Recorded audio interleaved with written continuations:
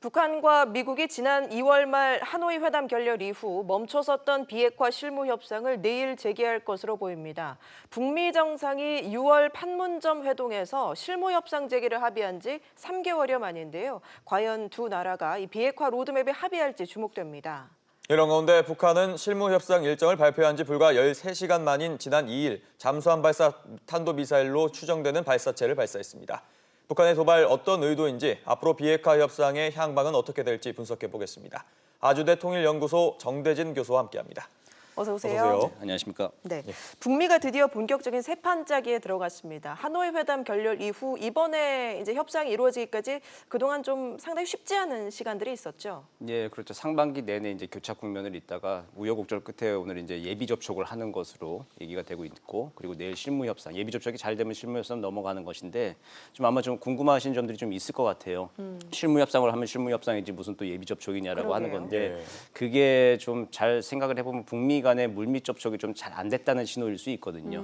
그러니까 직접 만나서 이제 의제와 일정 등을 또 이야기하는 예비 접촉을 가진다. 실무 협상을 위해서도 좀 북미 간의 물밑 접촉이 조금 안 된 거 아니냐라는 우려가 좀 있는데 예. 오늘 예비 접촉 좀 잘 돼서 실무 협상까지 좀 순항하기를 바랍니다. 네, 이번 실무협상 발표에서도 북미는 좀 다른 태도를 좀 취했는데요. 북한이 날짜를 특정해 못 박은 반면에 미국은 일주일 이내라 이렇게 다소 좀 애매한 모호한 좀 상을 이제 표현을 네, 사용했는데 예. 이건 좀 어떻게 보십니까? 이게 작년에 한 11월 달에 김영철 통전부장이 미국을 방문한다고 했다가 취소된 경우가 있었습니다. 그때 예. 이제 그때는 일정을 미국이 일방적으로 좀 발표를 한 면이 있었거든요. 김영철 부장이 미국으로 오도록 이제 압박을 한 면이 있었는데 이번엔 좀 한 1년 만에 좀 반대인 것 같아요. 북한이 미국에 대해서 좀 압박을 좀 하고 있는 형국이다 그렇게 보여지고요. 네. 그리고 잠수함 탄도미사일도 발사를 하면서 전략적 도발이라고 좀 부를 수 있을 것 같습니다. 그 전까지 10번의 단거리 미사일 발사체는 전술적 도발이라고 한다면은 이번엔 미국을 향한 전략적 도발을 통해서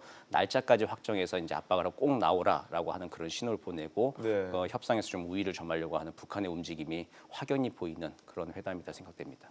예, 말씀하신 것처럼 북한이 이 실무 협상 일정을 공개한 지 하루도 안 돼서 미사일을 쐈습니다. 올해 들어 이제 11번째라고 하는데 일단 이번에 쏜 미사일이 좀 새로운 것이라면서요? 예, 그 SLBM 신형 SLBM이라고 북한이 공식적으로 발표를 했습니다. 노동신문을 통해서 예. 북극성 1형, 2형이 있는데 그걸 넘어서 북극성 3형이다라고 해서 사진을 보니까 더 지름도 좀 두꺼워지고 지름이 두꺼워졌다는 것은 파괴력도 좀 늘어나고 그리고 연료가 좀 많이 들어가면 사거리도 좀 늘어나는 것으로 추정이 되는 것이죠. 예. 북극성 3형이라고 하는 신형을 발사를 하고 이게 10번까지 올해 10번까지의 단거리 미사일 발사체는 이거는 그 핵과 미사일이라고 하는 전략 무기를 포기했을 때 자신들을 지킬 수 있는 마지막 전술적 무기의 성능 고도화를 향한 전술적 도발이라고 본다면 이거는 SLBM은 전략 무기죠. 그러니까 미국을 향한 전략적 도발을 이제 한 것이고 앞으로도 이제 수상 발사를 했는데 잠수함 발사를 하진 않았습니다. 이번에 보면은 네. 그러니까 잠수함 발사까지 앞으로 한두 번 더 쏠 수 있다, 두세 번도 더 할 수 있다.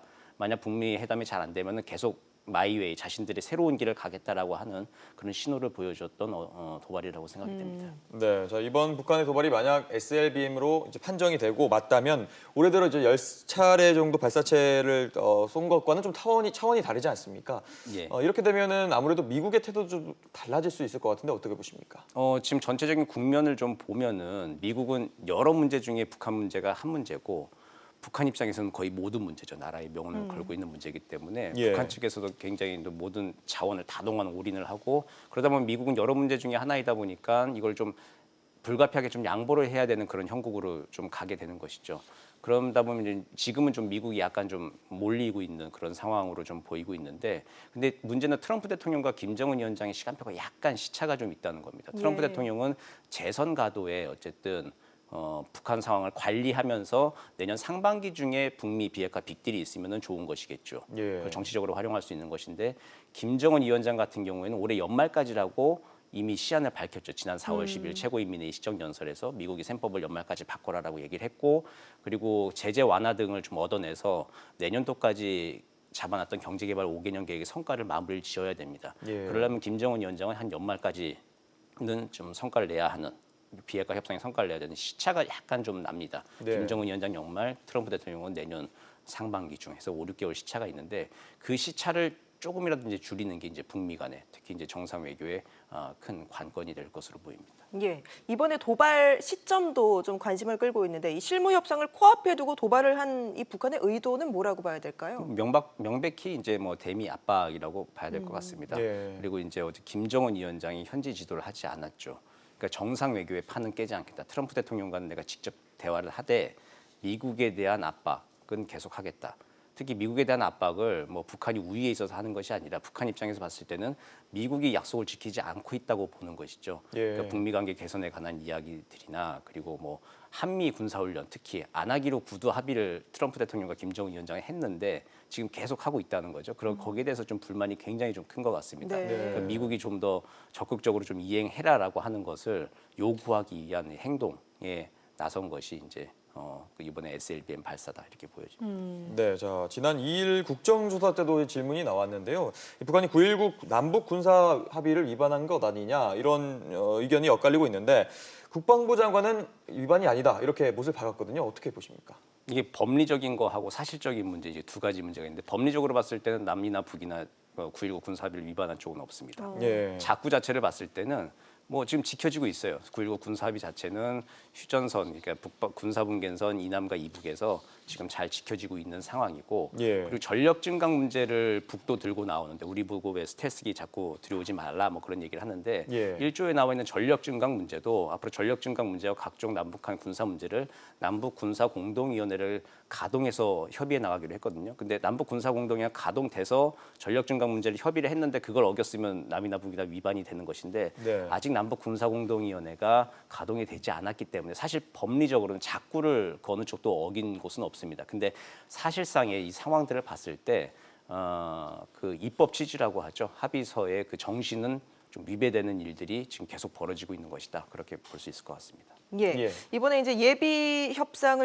접촉을 거쳐서 이제 실무 협상에 들어갔을 때 핵심 의제는 역시 비핵화겠죠. 좀 구체적으로 어떤 것들이 논의될 것으로 보십니까? 비핵화의 지금 정상회교들을 좀 하면서 비핵화를 하자라고 얘기는 했는데 비핵화의 목표 범위 수준은 지금 전혀 명확하게 나와 있는 게 없죠. 네. 특히 영변 핵시설 폐기라고 하는 것이 굉장히 좀 중요한 기준선인데 북한 같은 경우는 영변 핵시설 폐기를 최종값으로 지금 생각을 하고 있는 것이죠. 그렇게 밝혀왔던 것이고 미국은 영변 핵시설 폐기 플러스 알파를 얘기를 했었죠. 하노이 때. 예. 근데 영변 핵시설 폐기라고 하는 것이 출발값으로 되어 있습니다. 그러니까 그 간극이 굉장히 좀 큰 상황이죠. 네. 그렇기 때문에 북한의 비핵화라고 하는 것이 그 최종 상태, 목표가 무엇이냐라고 하는 것이 협의가 되어야 하는 것입니다. 그 협의를 실무 협상에서 마무리 못 짓더라도 북한의 비핵화라고 하는 것을 만약에 이제 선택지 1, 2, 3이 있으면 이걸 정상이 만나 합의하십시오라고 건의를 하는 게 실무 협상이잖아요. 예. 적어도 1, 2, 3번의 그 선택지를 만들어내는 것.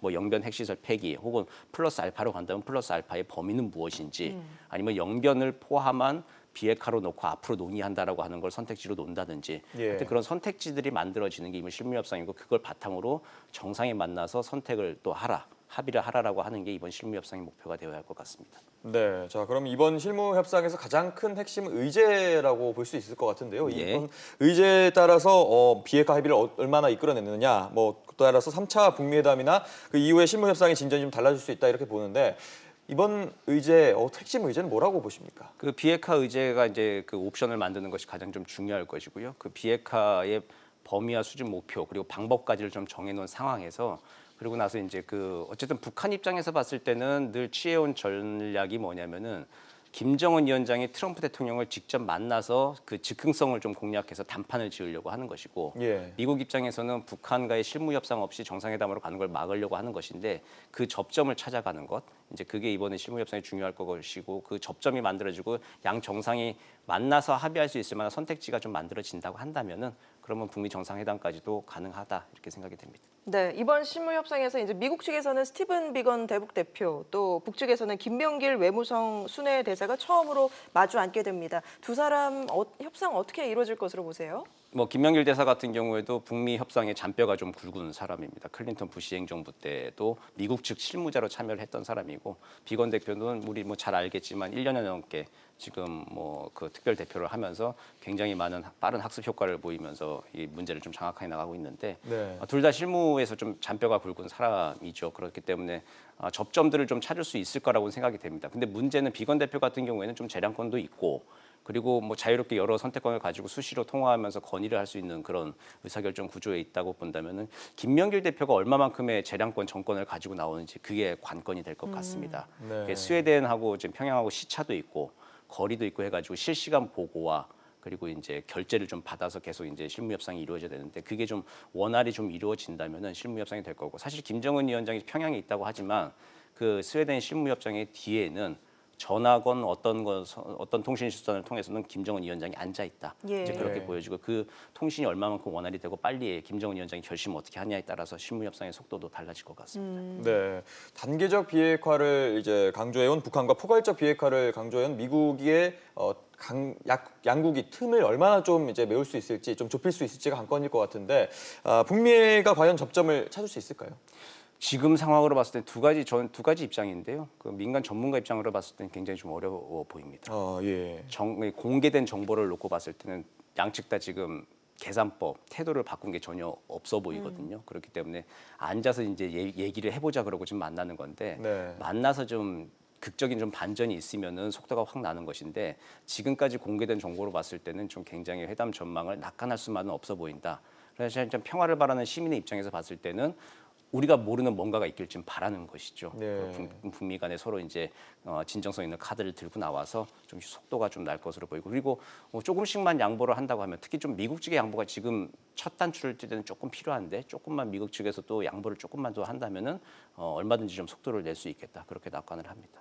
예, 이렇게 북미 간의 소통 채널은 가동이 되고 있는 반면에 남북 간의 소통 채널이 잘 가동이 되지 않고 있는 것 같습니다. 어떻게 보면 좀 남북 관계가 꼬였다고 볼 수도 있을 것 같은데 어떻게 풀어가야 될 것으로 보십니까? 지금 북한의 비핵화에 대해서 정치적 상응 조치는 미국이 하고 경제적 상응 조치는 우리가 책임지겠다라고 하는 게 정부의 기본 입장 골조인 것 같습니다. 네. 그래서 정치적 상응 조치, 뭐 안전 보장 문제나 그리고 그 유엔에서의 뭐 제재 완화를 풀어나가는 데 주도적 역할을 하는 것도 미국이 이제 해줘야 되는 문제인데 그에 상응돼서 제재 완화가 이제 조금 단추가 풀어지면 거기에 경제적 상응 조치로 남북 경협이라고 하는 거 우리가 주도해 나가는 것인데 북한 입장에서 봤을 때는 조금은 우리가 좀 자존심 상하고 기분 나쁜 것이 서운한 것인데 우리는 그냥 따라 들어오는 당상으로 좀 생각을 하고 있는 것 같아요. 따놓은 당상으로 생각하는 것이죠.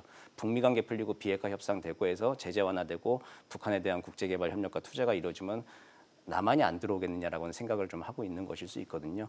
그 부분에서는 조금 우리도 서운한 면이 있고 미리 좀 준비하는 차원에서 남북 협의와 협력이 지금 미리부터 있으면 좋겠는데 네. 그 부분을 지금 북한은 좀 외면을 좀 하고 있는 것이죠. 사실 그 부분은 좀 분명히 좀 짚고 넘어가고 싶긴 하지만 장기적으로도 우리한테도 봤을 때도 투자와 개발 그리고 우리의 그 성장을 위해서는 또 북한 시장이 꼭 필요한 것이기 때문에 우리도 좀 준비를 좀 하고 있다가 북미 비핵화 협상이 좀 잘 되고 좀 좋은 길이 열리면 우리도 적극 참여해야 될 것으로 보입니다. 알겠습니다. 오늘 말씀 여기까지 듣겠습니다. 아주대 통일연구소 정대진 교수와 함께했습니다. 말씀 고맙습니다. 고맙습니다.